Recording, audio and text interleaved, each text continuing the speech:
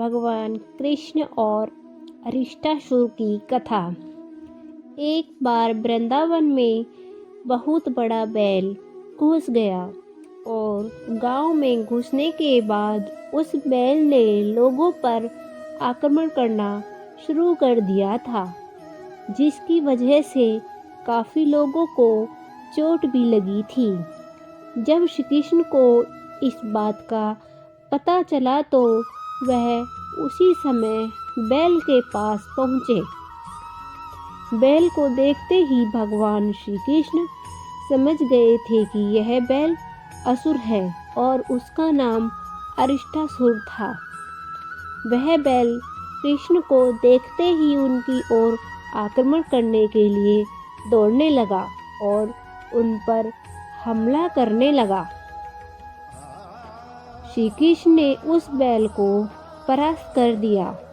परास्त करने के बाद वह बैल नतमस्तक होकर श्री कृष्ण के सामने बैठ गया और श्री कृष्ण को बताया कि वह भगवान बृहस्पति का शिष्य है और उसने अपने गुरु के साथ दुर्व्यवहार किया था, जिसकी वजह से उन्हें असुर बैल बनने का श्राप मिला था।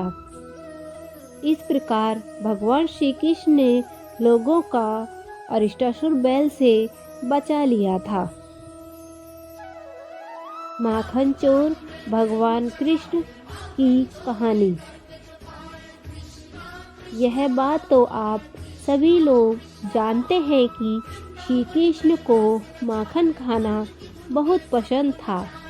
उसके माखन चोरी करने की आदत की वजह से उनकी माँ यशोदा के साथ उनके पूरे गांव वाले बहुत ज़्यादा तंग हुआ करते थे।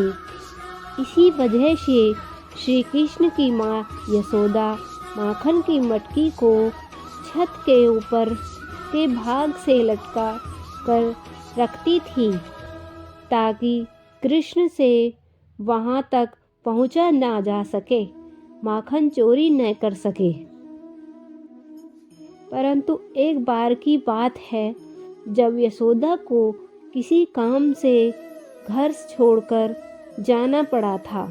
उस समय श्री कृष्ण ने अपने सभी दोस्तों को अपने घर बुला लिया और अपने दोस्तों की मदद से वह माखन की मटकी तक पहुंच गए थे।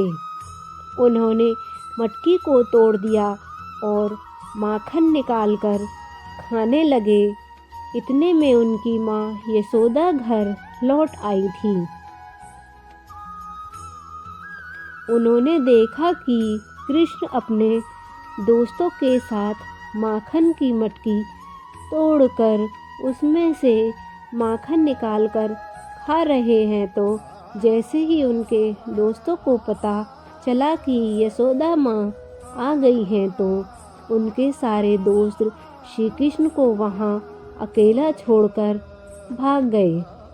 परंतु श्री कृष्ण भागे नहीं और वहीं बैठे रहे, माखन खाते रहे। उसके बाद कृष्ण को यशोदा माँ से अच्छी खासी डांट पड़ी थी। जय श्री कृष्ण। राधे राधे।